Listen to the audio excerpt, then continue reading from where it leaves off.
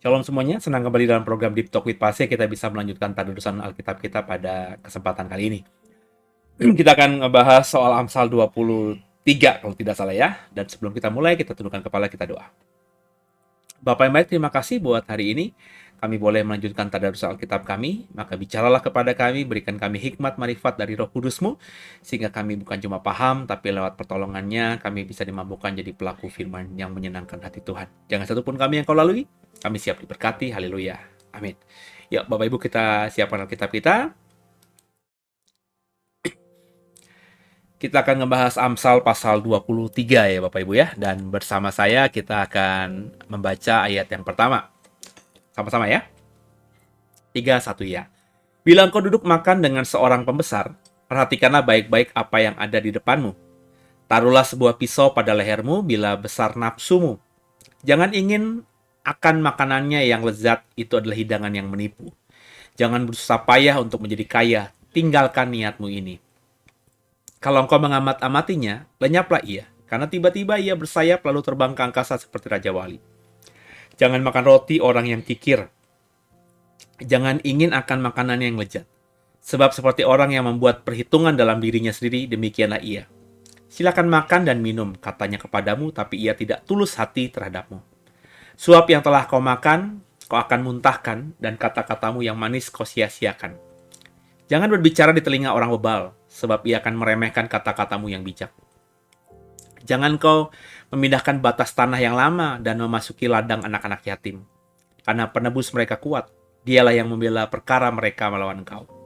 Arahkanlah perhatianmu kepada didikan, dan telingamu kepada kata-kata pengetahuan. Jangan menolak didikan dari anakmu, ia tidak akan mati kalau engkau memukulnya dengan rotan. Engkau memukulnya dengan rotan, tapi engkau menyelamatkan nyawanya dari dunia orang mati. Hai anakku, jika hatimu bijak, hatiku juga bersuka cita. Jiwaku bersukaria kalau bibirmu mengatakan yang jujur. Janganlah hatimu iri kepada orang-orang yang berdosa, tapi takutlah akan Tuhan senantiasa. Karena masa depan sungguh ada dan harapanmu tidak akan hilang. Hai anakku, dengarkanlah dan jadilah bijak. Tujukanlah hatimu ke jalan yang benar. Janganlah engkau ada di antara peminum anggur dan pelahap daging. Karena si peminum dan si pelahap menjadi miskin, dan kantuk membuat orang berpakaian compang-camping. Dengarkanlah ayahmu yang memperanakan engkau, dan janganlah menghina ibumu kalau ia sudah tua. Belilah kebenaran dan jangan menjualnya. Demikian juga dengan hikmat, didikan, dan pengertian. Ayah seorang yang benar akan bersorak-sorak, dan memperanakan orang-orang yang bijak akan bersuka cita karena dia. Biarlah ayahmu dan ibumu bersuka cita, biarlah beria-ria dia yang melahirkan engkau. Hai anakku, berikanlah hatimu kepadaku, biarlah matamu senang dengan jalan-jalanku.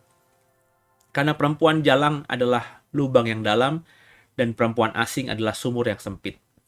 Bahkan seperti penyamun ia menghadang dan memperbanyak pengkhianat di antara manusia.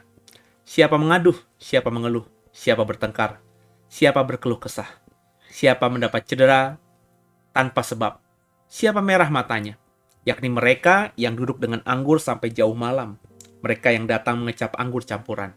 Jangan melihat kepada anggur, kalau merah menarik warnanya, dan mengilau kalau dalam cawan, yang mengalir masuk dalam nikmat, tapi kemudian memagut seperti ular, dan menyemburkan bisa seperti beludak. Lalu matamu akan melihat hal-hal yang aneh, dan hatimu mengucapkan kata-kata yang kacau. Engkau seperti orang di tengah ombak laut, seperti orang di atas tiang kapal. Engkau akan berkata, orang memukul aku, tapi aku tidak merasa sakit. Orang memalu aku, tetapi tidak kurasa. Bila aku siuman, aku akan mencari anggur lagi. Haleluya. Terpujilah nama Tuhan. Apa yang bisa kita dapatkan dari pembacaan kita tadi Bapak Ibu ya, di Amsal 23 tadi. Ya, di ayat terakhir tadi kita diingatkan untuk ya, Salomo mengingatkan untuk berhati-hati, jangan sampai kita duduk dengan anggur sampai jauh malam. Tentu konteks anggur di sini konteks Timur Tengah dulu ya, konteks Alkitab, di mana anggur merupakan minuman yang paling berharga saat itu. Ya, hampir di setiap rumah tangga Israel tuh punya anggur, dalam setiap pesta pasti ada anggur. Dan dikatakan oleh Salomo tadi, orang yang minum anggur sampai jauh malam, Mereka akhirnya tadi ya, eh, apa namanya, seperti akhirnya menikmati warna merahnya anggur, mengilau atau berkilau-kilauan dalam cawan, menarik untuk diminum, tapi ketika mengalir masuk dengan nikmat, kemudian memagut seperti ular dan menyemburkan bisa seperti beludak. Lalu akhirnya mata kita, kata Salomo tadi, akan melihat hal-hal yang aneh dan hatimu mengucapkan kata-kata yang kacau. Orang yang sudah akhirnya mabuk anggur tidak bisa mengendalikan diri, kurang lebih seperti itu. Akhirnya dia seperti masuk dalam perangkapnya sendiri. Jadi kalau kita membaca Alkitab, bukan ada larangan meminum anggur, ya. Sebab kalau larangan meminum anggur, tentu anggur tidak boleh lagi diminum. Tapi faktanya Yesus di perjamuan terakhir juga meminum anggur. Dan orang Israel juga masih meminum anggur dalam perayaan-perayaan pesta mereka, pesta agamawi. Tapi yang dimaksudkan untuk meminum anggur di sini adalah meminum anggur sampai jauh malam, artinya mabuk-mabukan. Sebab orang yang minum anggur sampai jauh malam ini akan mengecap anggur campuran. Karena tadi ya, ingat pesta pernikahan di Kana kan, yang pertama kata si pemimpin pesta kepada yang menikah, kalau orang lain itu ya itu ngasih dulu minuman-minuman anggur yang campuran itu. Jadi kalau sudah mabuk ya mereka tidak perlu mengeluarkan sorry, kalau orang-orang pesta lainnya itu dikasih anggur yang bagus dulu, yang cepat mabuk gitu ya. Baru kemudian habis itu dia dikasih anggur-anggur yang jelek. Tapi kamu menyimpan yang terbaik, kata si pemimpin pesta kepada si yang punya hajatan ini. Tentu kita tahu bahwa anggur yang baik itu anggur yang diubah Yesus dari air menjadi anggur kan.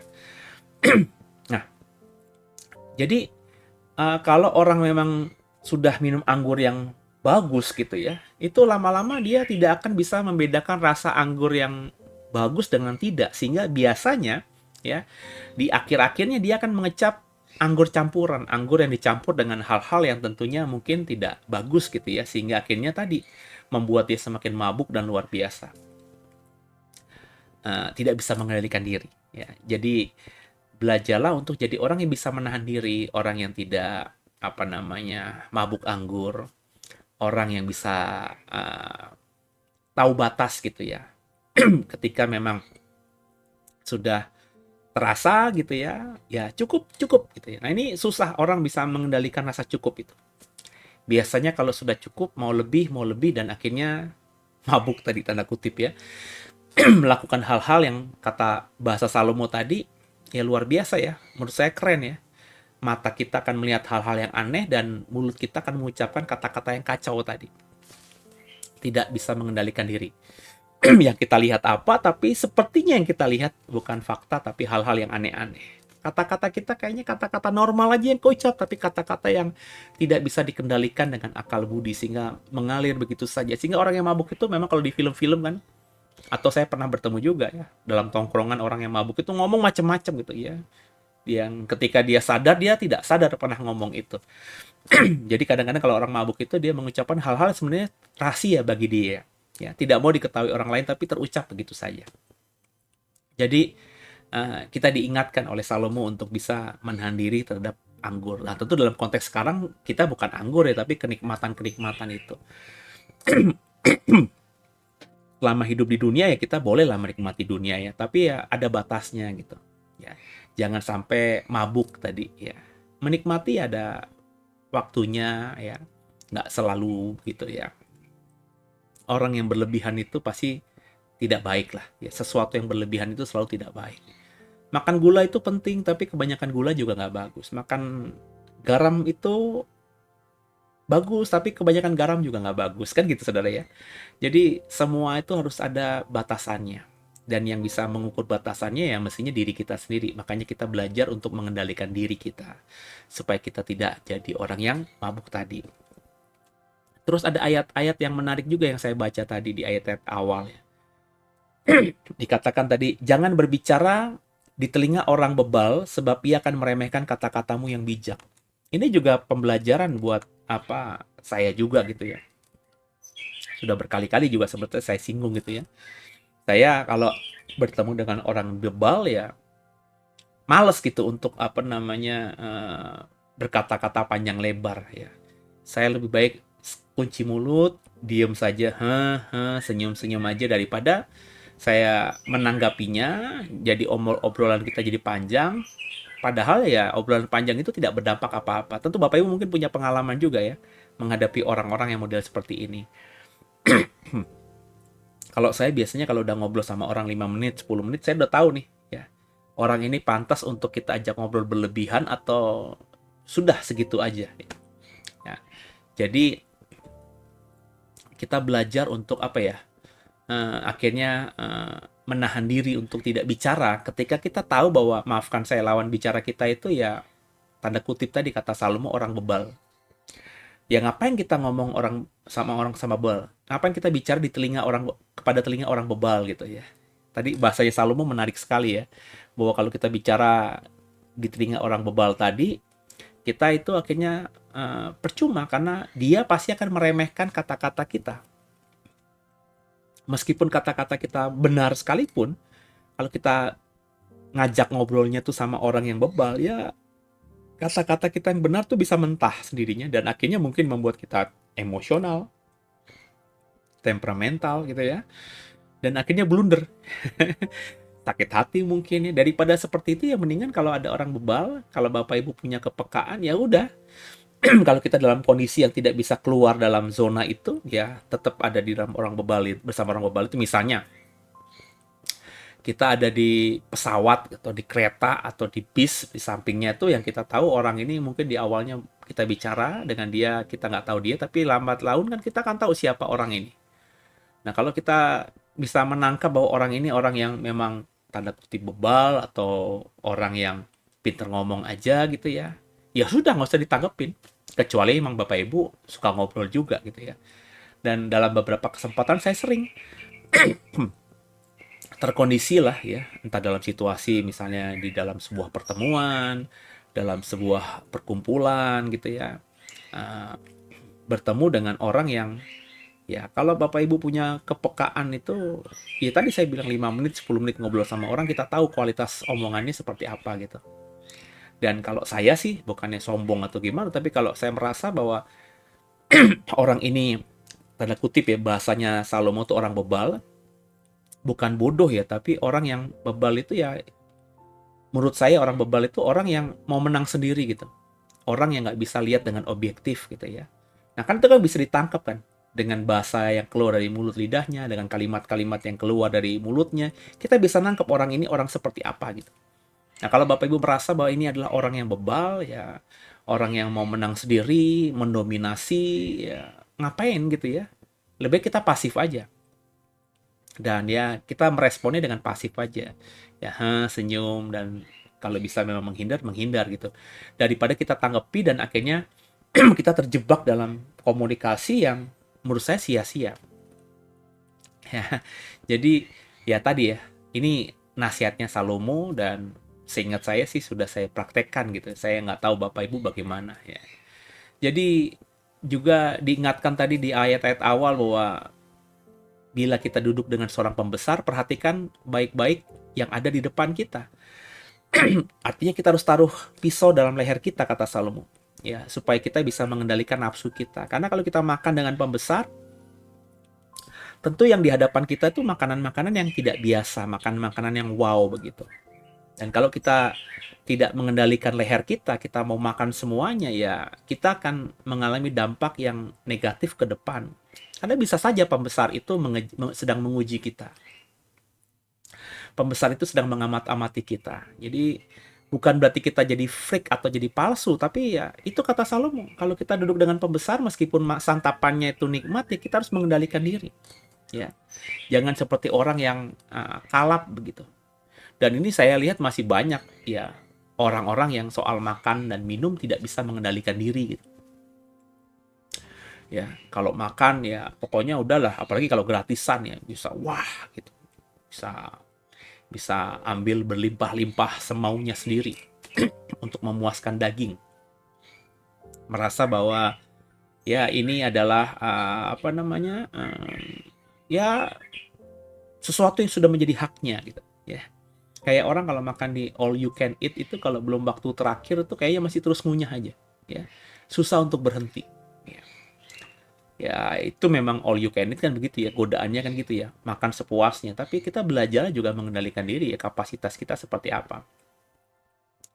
Ya kalau kita sudah full ya sudah merasa enough ya enough gitu. Jangan meskipun kalau dipaksakan ya tetap bisa masuk kan ya. Tapi ya kita tidak bisa menikmati setiap gigitannya lagi buat apa ya. Saya juga sudah sampai pada level ini ya. Dulu waktu zaman saya masih muda juga mungkin bisa kalap juga. Tapi saya meskipun kalap, saya sudah belajar untuk kalau diundang orang atau ada orang yang ngajak makan saya harus menahan diri. Ini saya biasakan sungguh-sungguh ya. Ya, kecuali misalnya saya yang traktir. Kalau saya yang traktir, tentu ya saya makan agak lebih santai gitu. Karena saya membayar dengan uang saya sendiri. Ya, meskipun ada beberapa orang yang saya traktir, namanya saya traktir kan saya membayarin mereka gitu ya. Saya lebih santai. Tapi kalau saya ada dalam suatu undangan orang, ya, saya belajar untuk menahan diri. Ya. Kalau dulu saya masih sering uh, kemana-mana gitu ya, kalau melayani di daerah itu diajak makan sama jemaat yang pengusaha atau apa, selalu saya jawabannya ketika tanya mau makan apa pak, terserah ya apa aja. Diajak makan ke restoran, saya selalu bilang saya nggak tahu apa sajalah ya yang disiapkan saya makan, saya pemakan segalanya ya. Karena saya kalau melihat menu ya nanti pasti ya namanya orang ya kan manusiawi Bapak Ibu. Kalau kita lihat menu ditraktir orang, kita lihat harganya. Wah, ini harganya murah nih gitu ya. Masa kita makan yang murah nanti sakanya kita mengejek dia. Jadi godaannya kita cari makanan yang menunya mahal itu ya. Dan saya tidak mau di posisi itu, makanya saya selalu kembalikan. Ya, apa Pak yang enak di sini Pak? Oh, di sini enaknya ini gitu. Kalau dia pesan itu, Bapak makan itu nggak? Oh ya udah saya ikut Pak. Gitu.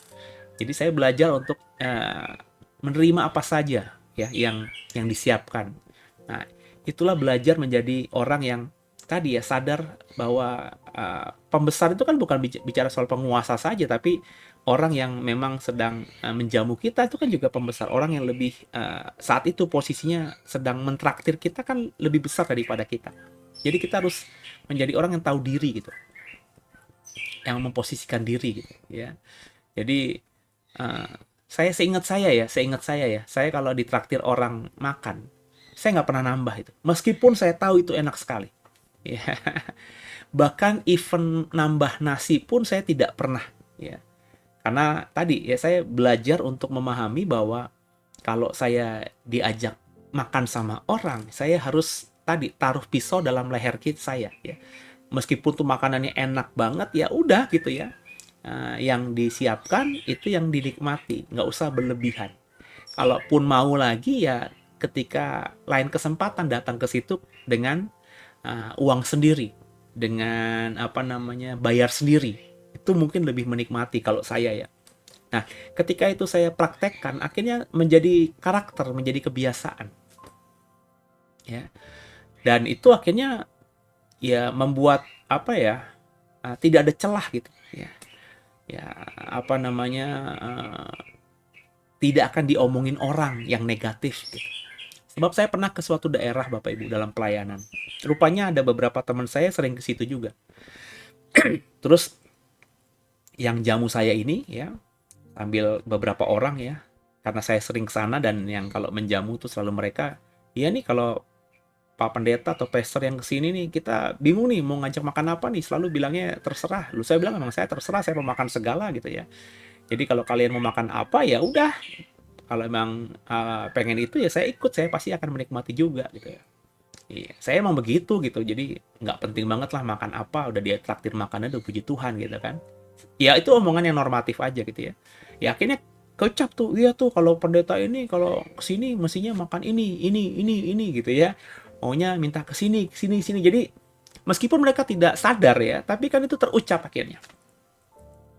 Dan saya akhirnya semakin bersyukur bahwa saya sudah memposisikan sejak awal seperti itu. Kalau tidak kan diomongin. Ya, ya sampai ada apa namanya ucapan, iya kalau pendeta ini lagi musim durian dia pasti pengen ngajak makan durian ya. Udah kesini minta makan durian juga. Meskipun mereka cuman bukan sedang menyindir gitu ya, tapi sedang ngobrol aja gitu. Tapi kan ketangkap gitu.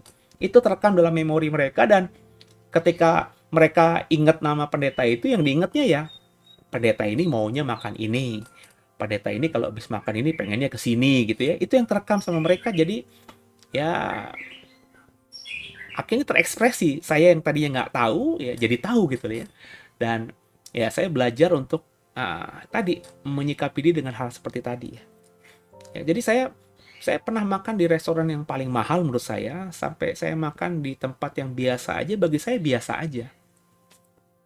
Sebab kalau saya tahu saya dibawa orang ke restoran yang paling bagus sekalipun, ya saya selalu menjadi orang yang pasif ya. Saya tidak aji mumpung gitu ya. Ya udah apa aja gitu ya. Yang disiapkan saya ikut gitu, menikmati bersama-sama, karena bagi saya sudah ada di tempat itu aja udah bersyukur gitu ya. Jadi nggak mau jadi orang yang belagu dengan menuntut lebih lagi daripada yang sudah semestinya saya dapatkan. Nah ini kan orang yang seperti ini ya, orang yang memproses hidupnya panjang gitu Bapak Ibu. Sebab saya dulu waktu sebelum sampai pada titik itu ya sama seperti banyak orang lainnya gitu ya. Kalau ada kesempatan kenapa ditahan-tahan? Contohnya kalau kita ke undangan itu ya kepengennya makan semuanya, cicipin semuanya ya. Ada kambing guling, ada segala macam gitu ya.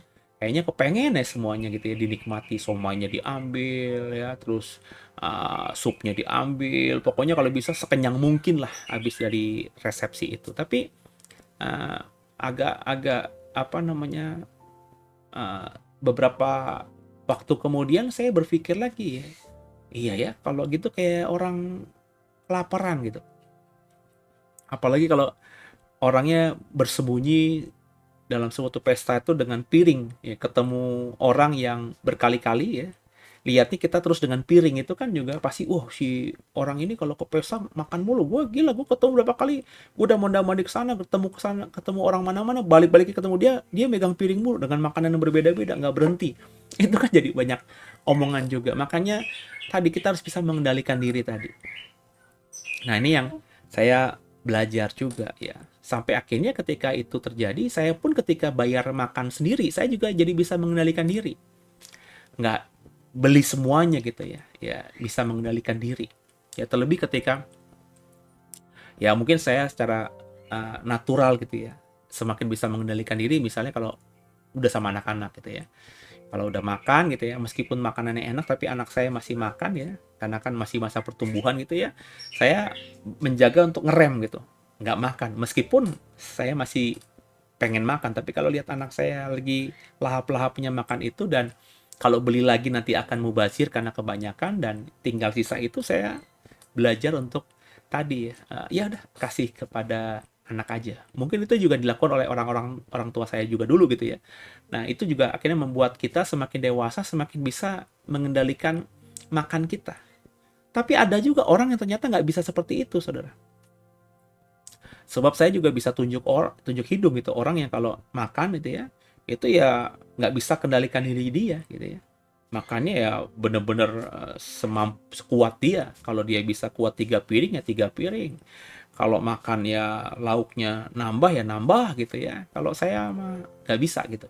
Ya, saya apa namanya, uh, ya tadi ya, apa, belajarlah ya untuk naruh pisau pada leher ketika di depan kita ada makanan-makanan yang enak tadi.